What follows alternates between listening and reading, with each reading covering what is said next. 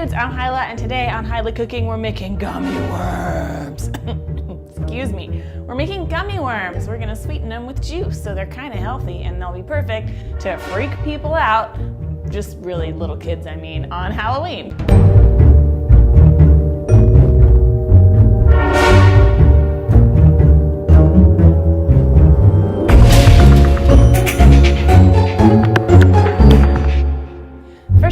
Do is set some water in the kettle to boil, and then we're gonna get our worm molds, our moldy worms. So I'm using regular drinking straws. These, I got them at IKEA, but you can get these big fat straws. They're called milkshake straws. You can get straws like this at any regular grocery store, or you can steal a bunch of them from McDonald's because they're like the big straws that McDonald's has. Got about 50 here, and just sort of bind them together with a rubber band. And then put them in a bowl or in a jar that fits them nicely. So I found that for this many, a 12-ounce wide mouth canning jar works really well. And then I've got that sitting in what's going to be an ice water bath so that we can chill our gelatin really quickly. Meanwhile, I've got a cup of juice here. This is 100% juice. I'm using, what was it? I think a cranberry grape juice, but anything, I think something kind of in the red color works best to make these gummy worms look extra realistic earthworm. So I'm gonna add some sugar.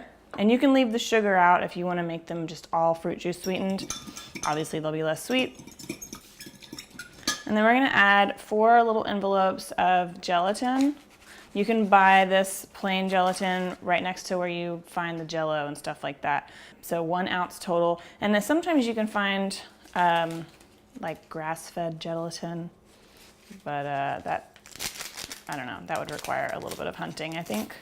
But I know it exists. So we're gonna add 4 of these. And whenever you're doing anything with gelatin, same thing like when you're making Jell-O and everything, you wanna not drop the paper in there, but you want to make sure that you dissolve the gelatin in cold liquid first.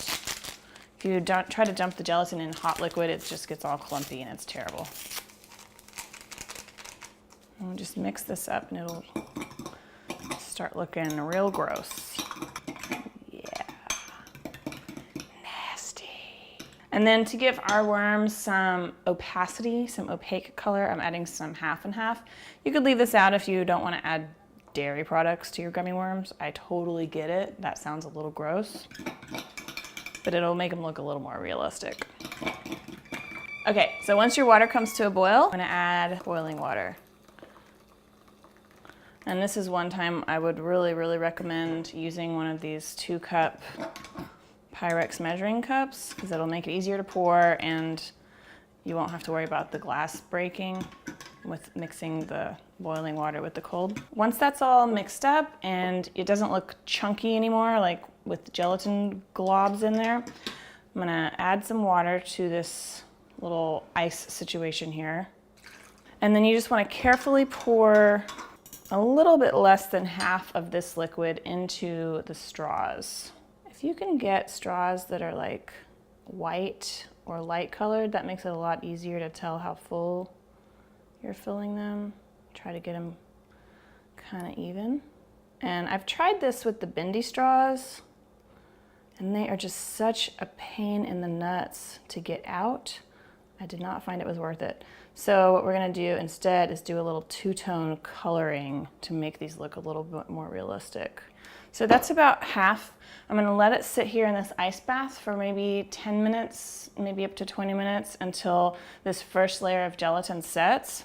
And then to the remaining, I'm gonna add just a couple drops of red food coloring. If you wanted to do this in 2 separate batches, if you don't want to use food coloring, you could use like 2 different types of juice or something too to get a natural color variation. So I'll see you back when this is set. Whoa! Okay, 10 minutes later, these have set. So when I move it around, it's fairly stable. So we're gonna go ahead and pour the rest of this liquid in here. Just try to get them as even as you can and try not to fill them all the way up. You wanna leave yourself at least an inch at the top. That's gonna make it a lot easier to get them out.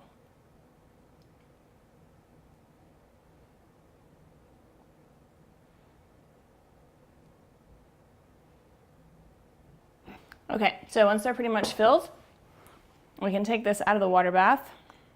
And you just want to find a nice spot in your fridge where you can leave it alone for overnight until the gelatin fully sets. See you tomorrow if you survive. So we all made it. Congratulations, no one died.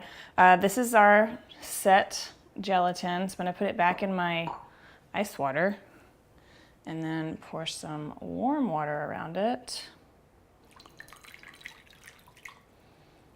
Get that loosened up so I can pull it out of the jar.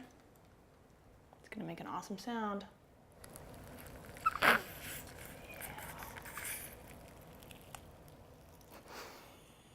Gross. Sounding like a wet fart.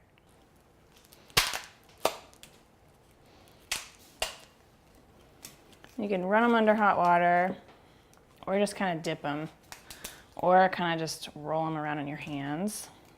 I kind of hate it when you're supposed to run things under hot water because it just seems like such a waste of water.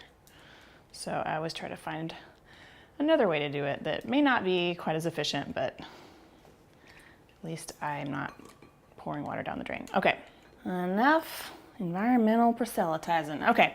So then, this is why you want to leave yourself a couple inches at the top so you can kind of pinch it and you just squeeze it out.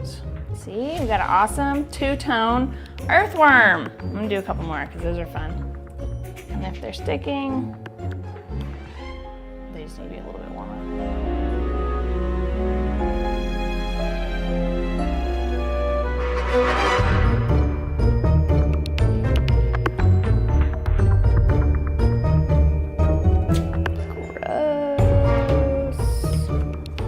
Will probably look a little raggedy, but you'll get the hang of it. So there we go. There's how to make some mostly all natural gummy worms without corn syrup or anything like that.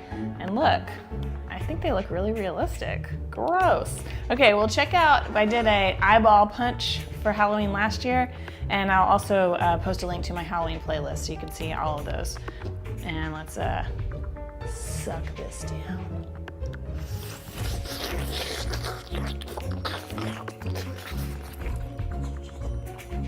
Delicious. Actually, just tastes like juice. Not bad.